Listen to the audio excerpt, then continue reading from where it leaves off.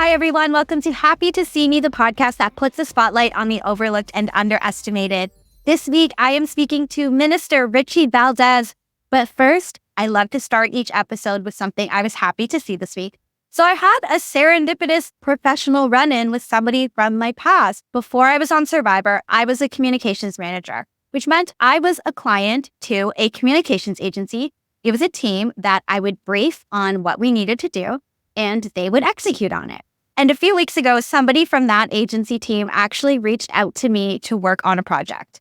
One, it was somebody who I adored working with, but it was cool to see where they ended up and how we crossed paths again years later. It was very much a moment where the tables turned and now this person was the client and they would be briefing me on what they needed me to do. It was so cool to be hired by a person that I loved working with years later, but it's also a reminder that you will never know how you will cross paths with someone in the future. Everybody is always making changes in their careers. Everyone is pivoting. You never know where people are going to end up. And it's very much a reminder to do your best to treat people with kindness because you never know where they're going to pop up again. I have learned over the last few years that everybody pops up again.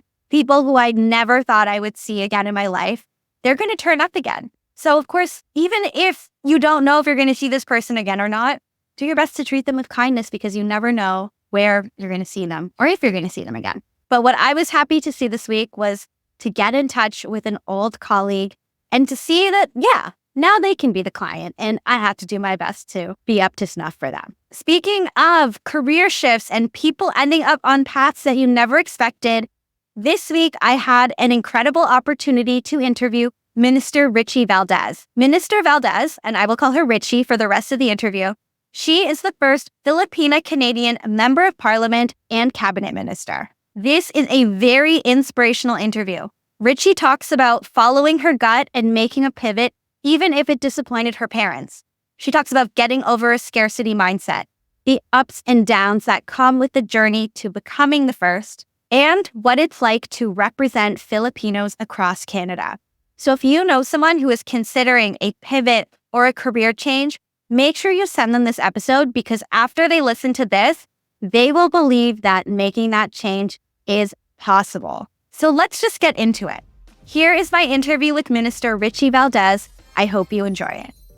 Minister Rechie Valdez, welcome to the podcast. Thank you so much for having me, Erika. I really appreciate it. I love seeing Filipino women, and particularly Filipino-Canadian women, having success. And congratulations to you, the first Filipina cabinet minister. That is incredible. Thank you so much. No, it's been an incredible journey and a ride for sure. For anybody who's listening, because I know that we have people from America or the Philippines or other countries listening, can you quickly explain what it means to be a cabinet minister in Canada? Absolutely. So in Canada, there are 338 seats in federal politics, and we're called members of parliament here in Canada, similar to like the Senate in the US. But essentially, there's 338 seats. I'm first and foremost the member of parliament for Mississauga-Streetsville, so each one of us has a riding.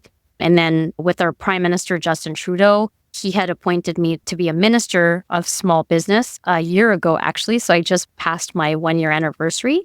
With that responsibility comes a very large portfolio. For small businesses in particular, 98% of all small businesses in Canada are small businesses.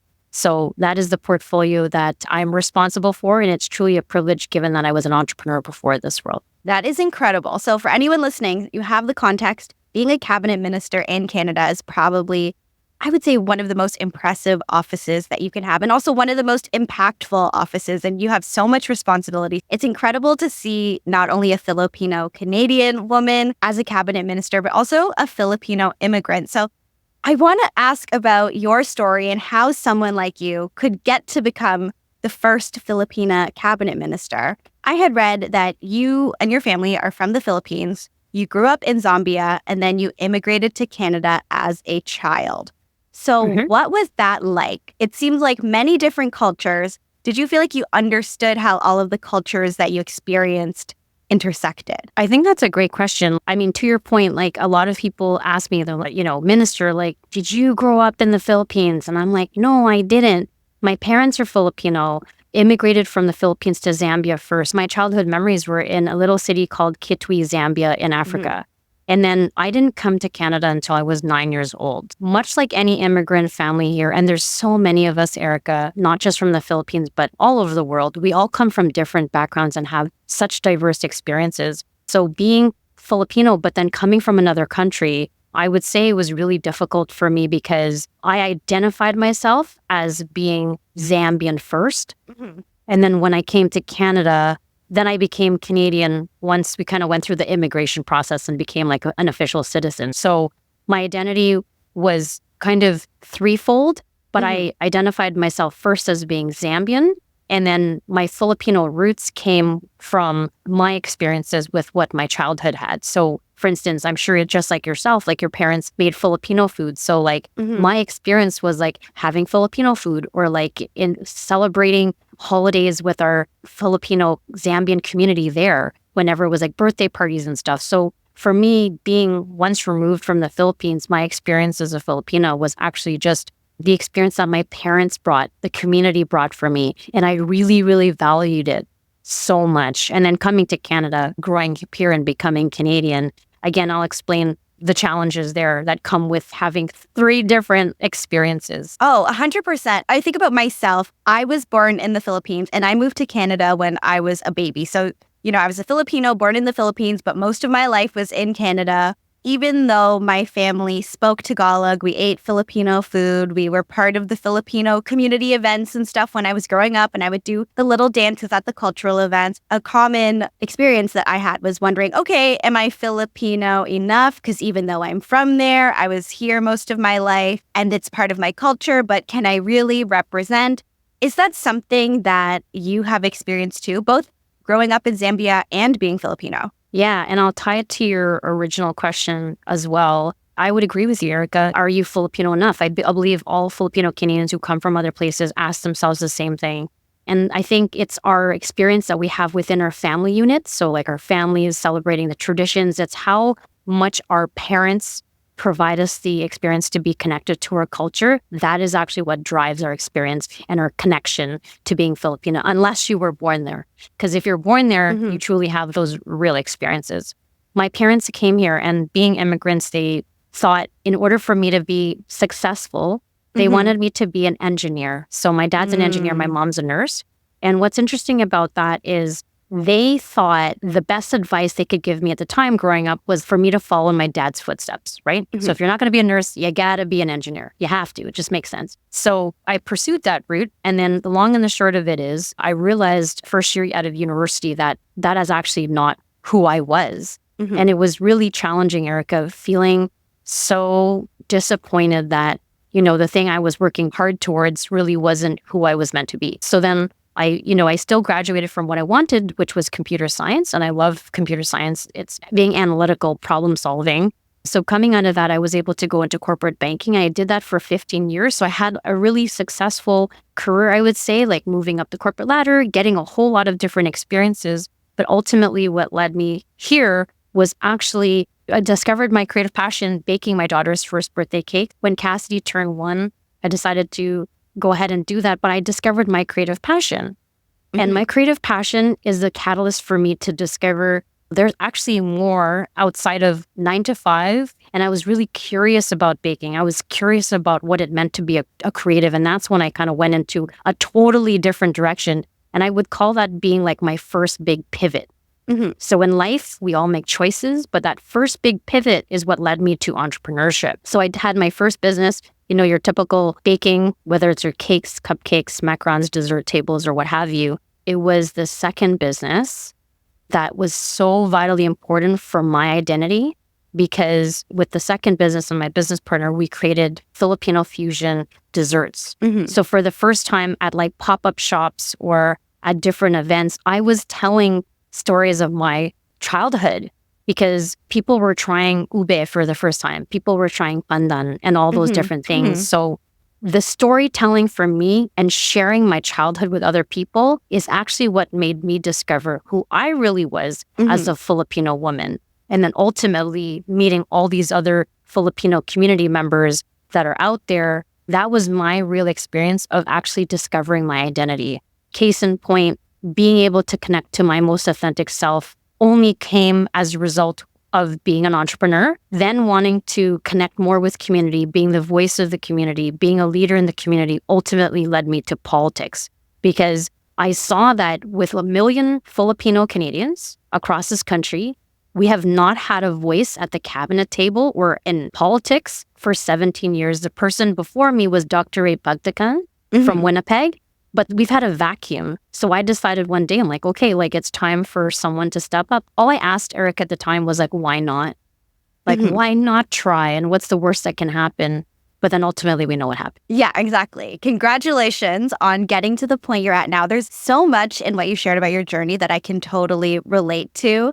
Now that I have been on Survivor and I've been fortunate to be able to build a career where I tell stories through podcasting and keynote speaking and things like that, I can relate to what you were saying about how baking helped you to really get in touch with your culture and then who you are. Because growing up, I think there's so many little experiences that I'd have in my head where I think, am I the only person who has felt like this? Am I the only person who has felt like the only Filipino person or Asian person in a city? And then now I'm older and I can tell these stories and I can see how this is validating to other people. And it's also validating to me at the same time. The other thing you said that really resonated with me is a lot of the times when families immigrate to Canada, they want their children to pick the safest option for success. So your parents wanted you to be an engineer.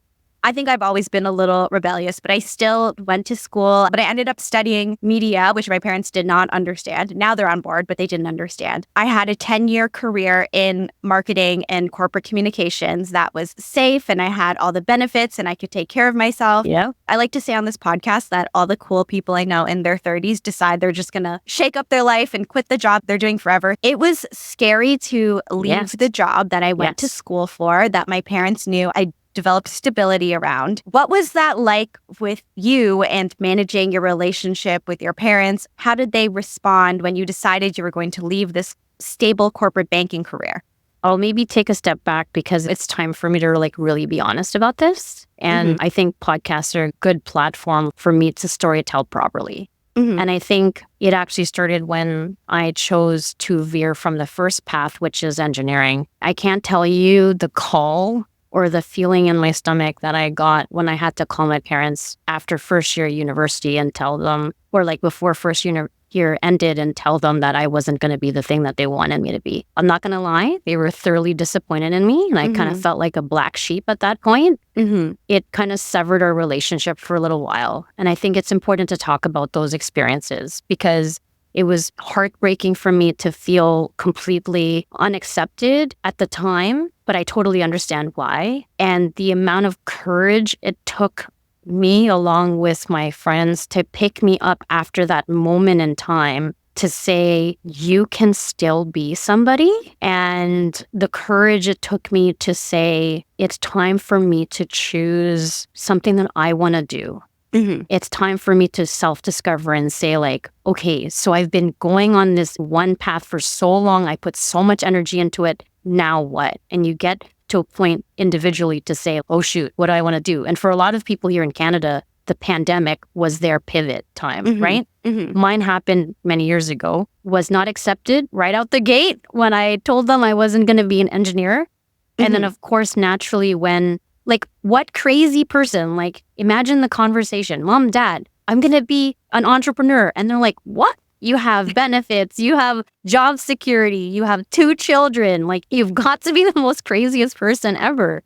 And that conversation was equivalently daunting because they saw me as being like, okay, like you kind of like got to a good spot. So why change? Why would you dramatically change your life now when you have it so good?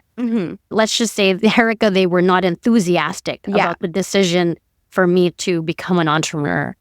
They watched me. This is no joke because I have 2 kids and they're amazing, but I worked full time. You work 9 to 5, put them to bed. And then in evenings, that's when I'd go start baking in the commissary kitchen.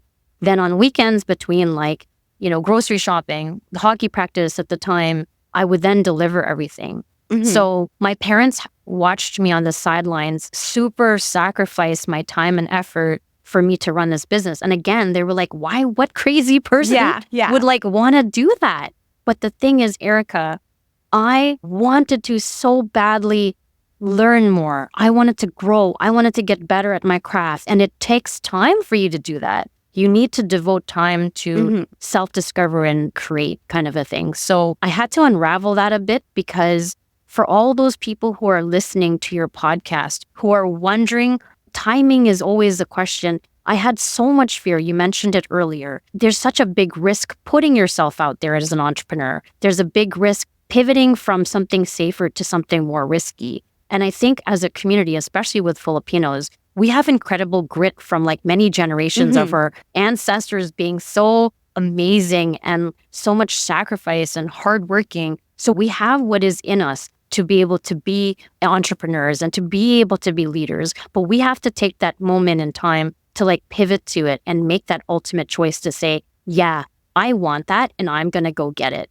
And with your story, Erika, it's really amazing because you said the same thing. You're like, nope, I'm not going to follow the norm. I'm going to do something different. I'm going to pursue something totally different. And now look where you are. But you would not be here, or I would not be here, had we not made those first steps and those choices in life to pivot. Oh, 100%. And I can totally relate to someone, especially your parents, thinking you're crazy, saying to my parents, hey, so I have this stable job where I get paid well and I have benefits and I do international travel for work all the time. And I'm going to leave all that to film a reality show.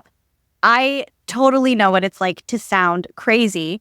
So congratulations for making that jump. Even the jump from entrepreneurship to politics is incredible, especially how you said earlier, there was not only never a Filipina woman to be in parliament, but then there wasn't even a Filipino person for decades in parliament. How do you decide that you're going to run for parliament and enter politics when you know that there's not really that blueprint ahead of you and someone who's like you, who's done it before? That is such a great question. I want to take the time. So I'm using this opportunity, Erika, because I tell my story a lot in many different spaces, but I'm using this opportunity to share what I call them moments that never get any sunlight. This, what I'm about to share, doesn't get any sunlight. So I talked about the huge pivot from corporate to entrepreneurship and how difficult that was. And I'm so grateful I did, because I discovered what I really wanted to do.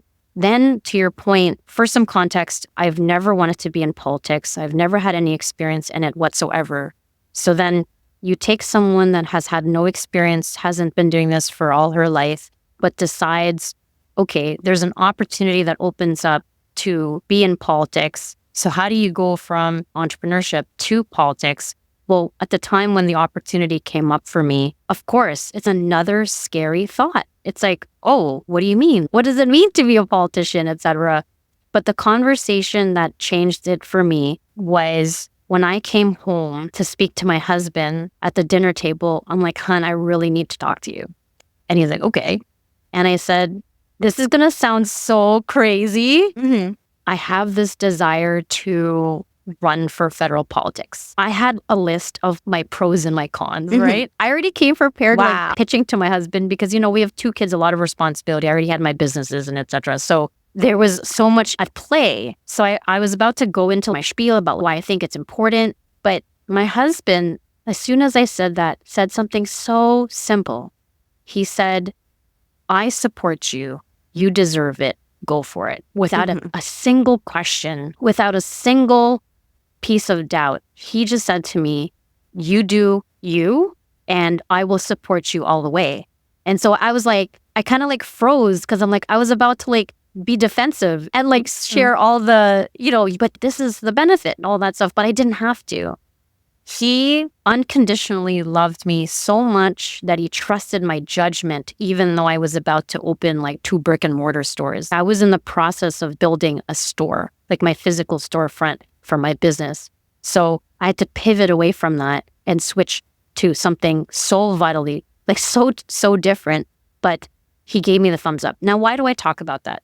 Sometimes, like if you have a partner or if you have someone, you know, if you have responsibilities like children, sometimes choosing to be an entrepreneur or choosing a different path in your life involves shifting your whole life. That's another barrier that is in front of us. So to your point, you could be working full-time already. You could have bills. You could have mortgages. You know, you can have cars. You can have all this responsibility. So how do you switch?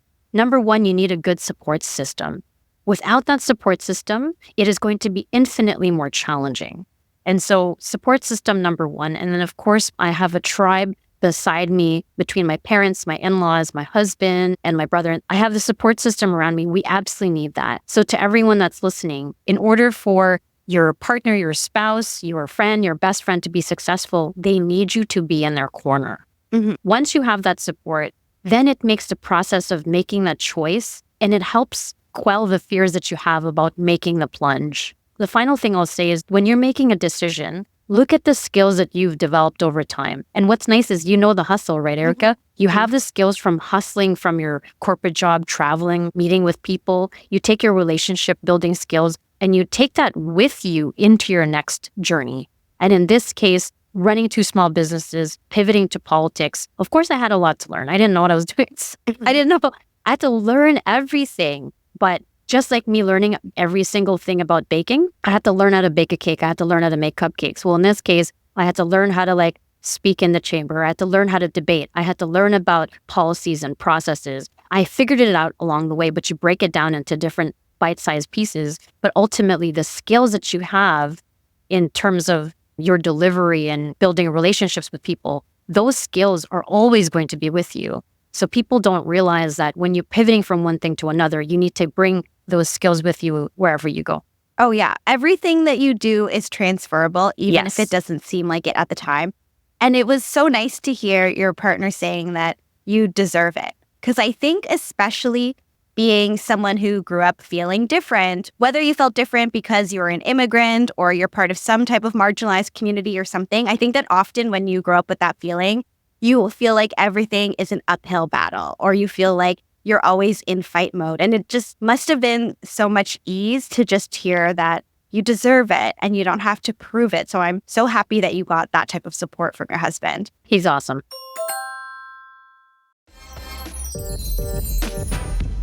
I want to ask you about Filipino-Canadians in Canada, because there are 1 million Filipino-Canadians in Canada, even though I felt like growing up, I felt like I was the only one. But it's so amazing to see how the population has grown.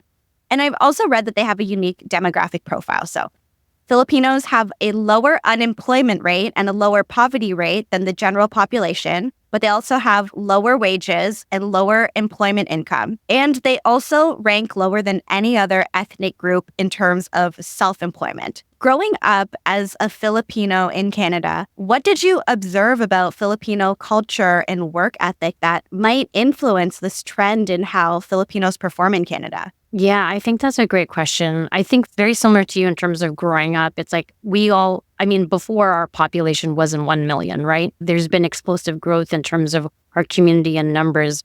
But I remember growing up and feeling like I was it and I was the only one. I think what is incredible about Filipino Canadians but it's not just Filipino Canadians, it's Filipinos around the world. We have this incredible ability to be like chameleons. That's what I would say we are most like.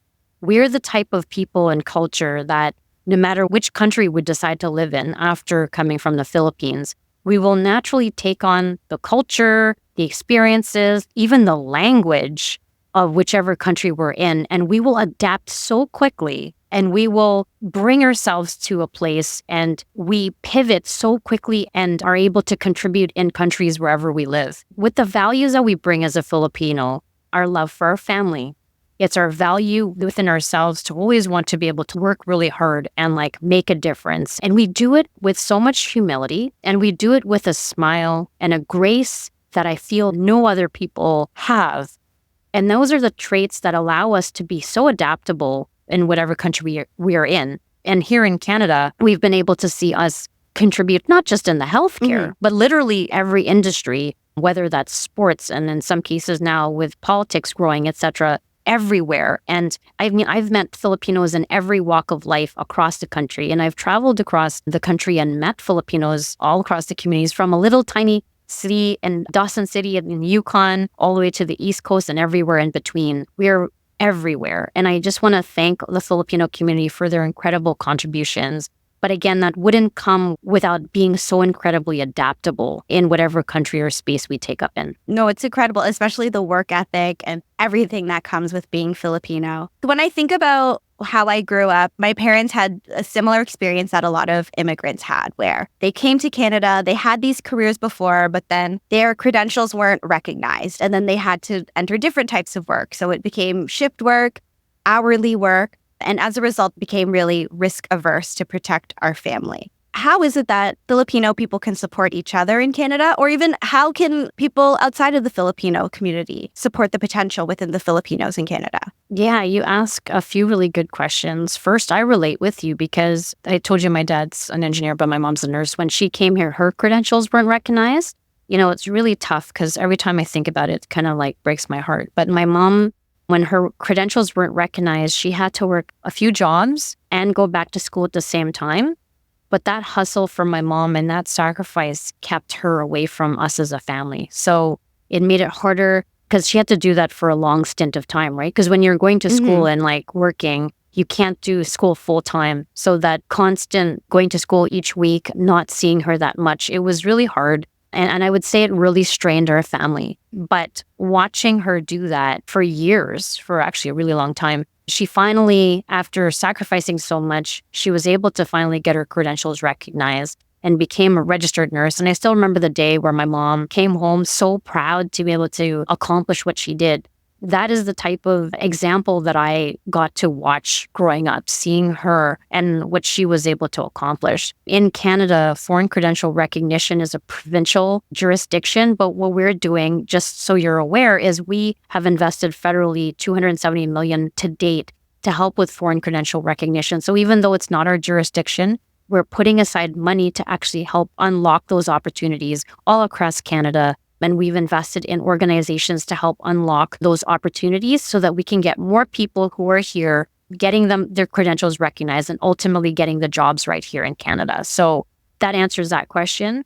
And to your question about how do we help support Filipinos here on the ground, there's so much, but I think I have to address something because it comes up once in a while. It's the whole scarcity mindset that Filipinos come with in this country. Erika, I know you're very familiar with this. The scarcity mindset that prevents us from seeing the bigger picture and therefore acting like crabs in a bucket.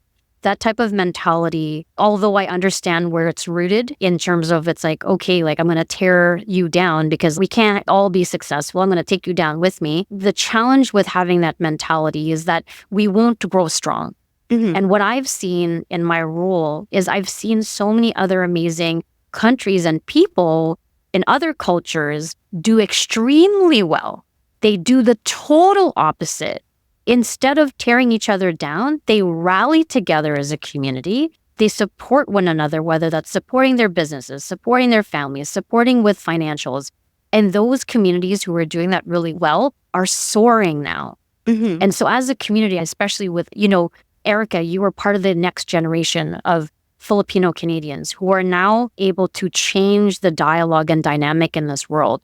We have to see that the competition is not within each other and that when one of us rises, all of us rise ultimately. But that takes a lot of cultural mindset and shift. It's a massive mindset shift. I can totally relate to that. I know what it's like growing up, and I feel like a lot of people from the Filipino community had the same feeling where you are raised to feel like money is hard to make, money is hard to keep, work is hard to get, work is something you need to really retain. Your value is in the hours that you spend working rather than the impact that you make during those hours. So I totally understand that scarcity mindset.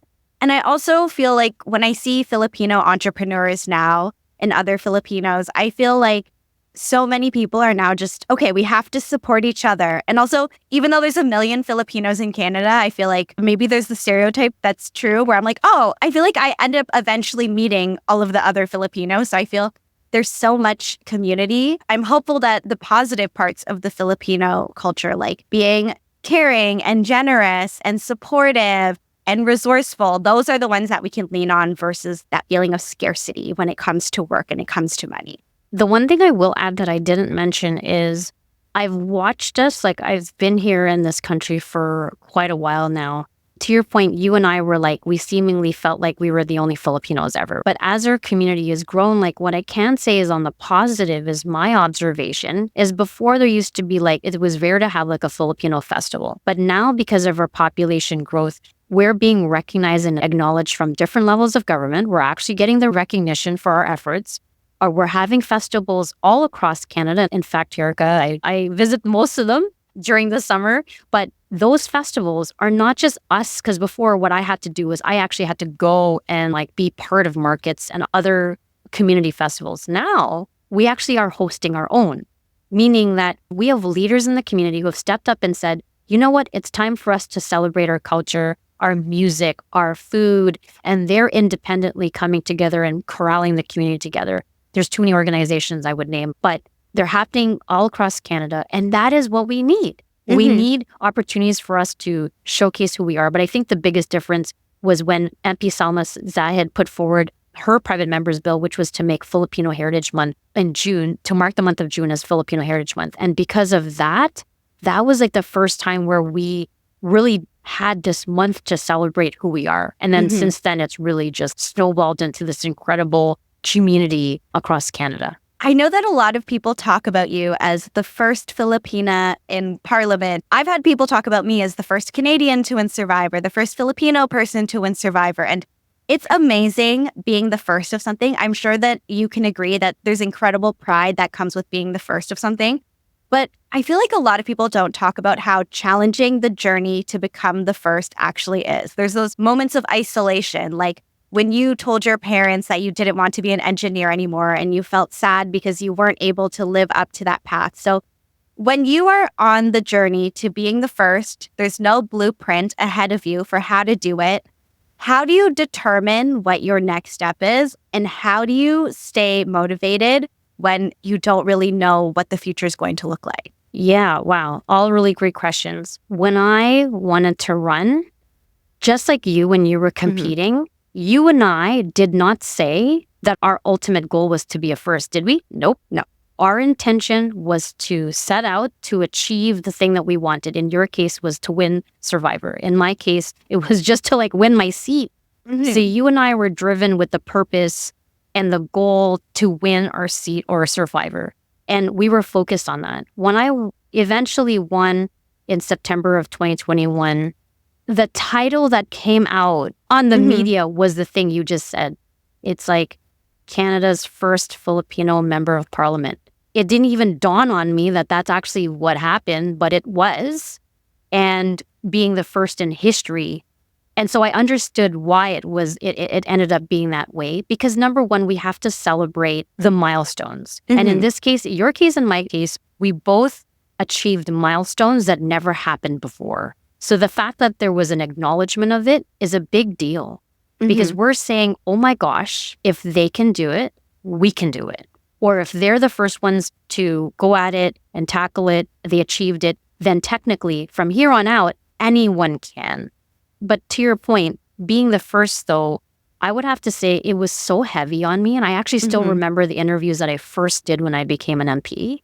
When they were asking me these questions like, okay, how do you feel? What are you going to do now? And it's like, whoa. I just needed a moment to take in the fact that I was about to take on this huge responsibility.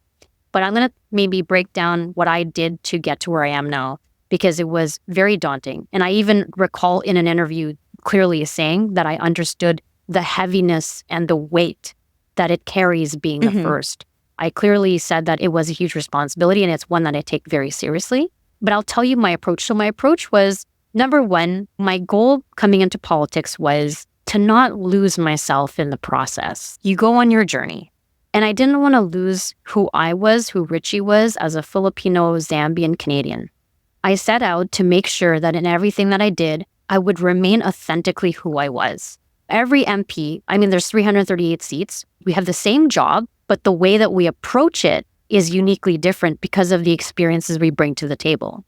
And so my approach was, if I came as my most authentic self as a Filipino Zambian Canadian, then I would go about the journey the way that I wanted to. And so what I'm trying to say is that I think that we should feel empowered as a community, not to sell out who we are, but in fact to celebrate it.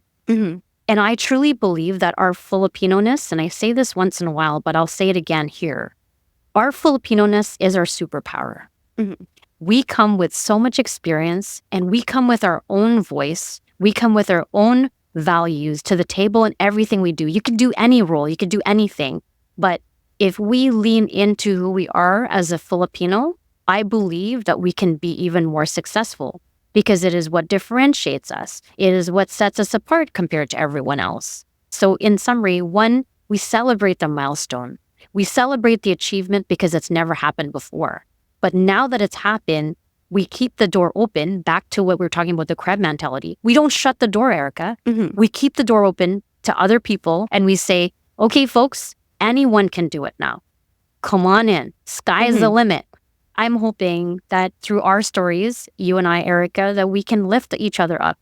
We can use this as an opportunity to say, we've achieved this, and so can the rest of our community in whichever way they want to. It doesn't have to be Survivor or politics. It could just be your big one audacious goal. In this podcast, it's really encouraging people to go out and do it. Yes. I think that often when you have that moment where you work so hard, you go through all of it, the pressure, the work, the time, and you get that big achievement and you get the title, I feel like a lot of the times there's this silent moment to yourself where you're like, okay, I did it. Oh my God, now what do I do? I actually have to do it. Where do I go from here? What's actually happening? Have you had moments like this before? And was there something that helped you to get through it? Yeah, almost every day. Let me explain. So I explained how pivoting from entrepreneurship to politics, I had to learn everything, break down the learning into like what I call like bite-sized chunks so that I could figure it out bit by bit. Even from being an MP, which is a very distinct role, overseeing the riding of Mississauga-Streetsville and my constituents there and what they need federally. Then all of a sudden a year ago, when the Prime Minister, Justin Trudeau, said, Rechie, I want you to be the Minister of Small Business. And then I said yes. And then having to like then pivot again, because it's not the same role. It's a very distinct role. It's more responsibility, but it's like being able to constantly, the key message here is like, take the things that you've already learned. Your skills are like your backpack, right? Your life skill backpack. You've learned a whole bunch of skills. There's already stuff in there. And you're adding to your skills or your tool belt or your backpack more things that you learn as you go. The intention really is to keep growing and learning and to keep challenging yourself. Erika, I've seen you push the boundaries in your life in such unique ways. And I think all of us need to do that. We have to keep pushing the boundaries. We have to challenge ourselves and push away the fears, whether that's the fear of failing or the fear of being successful. We have to push those fears to be able to get to a place where we can, to reach our goals and to live the most authentic life. Yes, totally. The destination isn't fixed. It's just part of the journey, but the journey keeps going. We've talked a lot about your Filipino background. As you said before, so many of the headlines were about you being the first Filipina in Parliament. But you are also the MP for Mississauga-Streetsville, so you are responsible to all of your constituents. That's what you were originally elected for. You're also the Minister of Small Business. There are 1 million Filipinos in Canada. Do you feel like you have this unofficial added responsibility of representing them and almost being like the member of parliament for Filipinos? I've been called that many times. But yes, absolutely. And I mean, if you think about the population of Canada, we're like 39 million, almost 40 million. Literally 1 in every, say, 39 or 40 Canadians is of Filipino descent. So no pressure. And what I've done over the 3 years, Erika, is I've taken the time to meet Filipino Canadians exactly where they are. I've met them, as I said, all across Canada. I listened to their stories. I listened to what they need. And I've listened to the different things that they've advocated for. And federally, one of our important programs is our caregiver program. And today, about 90% of all of our caregivers in this country are of Filipino descent. So making critical changes to our caregiver program to ensure that we're making it more inclusive and safe for caregivers who come here. And so one of the biggest changes that Minister Miller announced not too long ago was actually to have caregivers who come to this country to become permanent residents upon arrival. So before it wasn't like that. You needed to do some time, you had to work here for a little bit and then apply. But now, as soon as you arrive in this country as a caregiver, you'll become a permanent resident. And a lot of the things that the community asks for also was to reduce some of the language requirements because it was too strict and not everyone was getting through. So we've been able to make changes to our caregiver pilot program, the various ones over time, to make it better. But we had to listen to the community first. We had to hear what they needed, and then we've been able to respond to that. It's incredible to hear that that is something that you're able to put into your position and then you're able to represent, because I think it's something that we really need. And I'm happy that you are the one to represent so much of the Filipino community. Before we wrap up, I want to ask, do you have advice for someone who is on their journey and they're potentially going to be the first of something? Yeah, as I've reinforced through the different things I've already said, number one, do not lose yourself in whatever journey you're in. Mm-hmm. Lean into your Filipino-ness. Lean into the things that are within you that can make you super successful. And I think that the more that we can show who we are as a community and we can really shine, we can end up in places of leadership. We can end up reaching our goals, which ultimately become firsts. In some cases, it's becoming first. But I think the more that we can tap into it and move past our fears, but move to a place where we can contribute in this country, I think that is where we're going to be most successful. So to anyone listening here, I acknowledge your side hustles and I appreciate everything that you're doing, but lean in a little bit more and challenge yourself, challenge the norms. And I know that it's hard, but just like Erika's or my stories, I think that being the first in any respect is definitely achievable. Yes, definitely. And in those moments when it seems like unclear or it seems like it's not going to happen, keep going, because your journey's not going to look like anybody else's because you're the first one to do it. So keep going. Rechie, thank you so much for joining me today. If people want to follow along with what you're working on in your journey, where can they do that? Well, I'm on pretty much every social media platform out there. Really easy to find me, Rechie Valdez, ReChieValdez, Instagram, Facebook, LinkedIn, YouTube, Threads. I'm pretty much everywhere, easy to find. And if you follow along in my journey, you'll learn about the small business supports that we're providing to Canadians. You learn about the different things that we're providing, like the Canada Child Benefit, the Canada Dental Benefit. Very soon in the future is pharmacare. So stay up to date with what we're doing. And I think the last thing I'll say for everyone is that for our community in particular, a lot of times we stay back from learning about politics in general, but I think it's very important to be educated because ultimately it's tax dollars that are going towards important supports. So being involved and learning more, I think, is vitally important. Yes, no matter what your interests are, no matter where you lean, it's important to be involved and to vote. Exactly. Maraming salamat, my kababayan. Thank you, Erika. Thank you so much for your time. I appreciate it. Thank you so much, Rechie, for that inspirational interview. I hope anyone who listens feels like they can make pivots too. Now, I love to end each episode by answering a listener question. And this week's question is, what is a lesson you learned from a recent podcast guest? And this one, it took me a while to figure out the answer because I have had so many amazing guests and I honestly learned something from everyone. But when I think about a particular lesson, I think about the episode with Aaliyah Hutchins. So this was an episode from back in April 2024. Aaliyah was a D1 athlete. She had a track and field scholarship in the States, but she decided to quit and leave it all and come back to Canada despite having so many things that she worked for most of her life. So she also made a big pivot. And in the episode, Aaliyah talks about the fear of being perceived. And she tells this story where she is in the car, on the highway, on the way to a track and field meet. There is so much traffic, and she's feeling all this anxiety. And she's thinking, oh my gosh, all of these people are on the way to the track meet. They are going to see me running. What am I going to do with all of these people watching me? And then she gets to the exit, exits the highway, and all of the traffic keeps going. And she remembers laughing to herself, thinking, oh my gosh, I thought all these people were going to watch me, but they have their own thing going on. And the lesson she taught me there was really, we think that everyone is perceiving us and paying attention to everything that we do.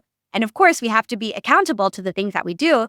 But most people are in their own little world, focused on their own thing. So maybe we shouldn't let that fear of being perceived hold us back from things.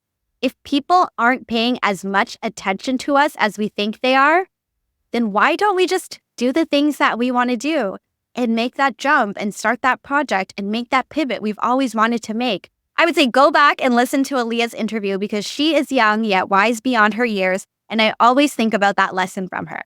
So thank you so much to the listener for submitting that question. And if you haven't already, I would love if you could subscribe, rate, and review the podcast wherever you get your podcasts.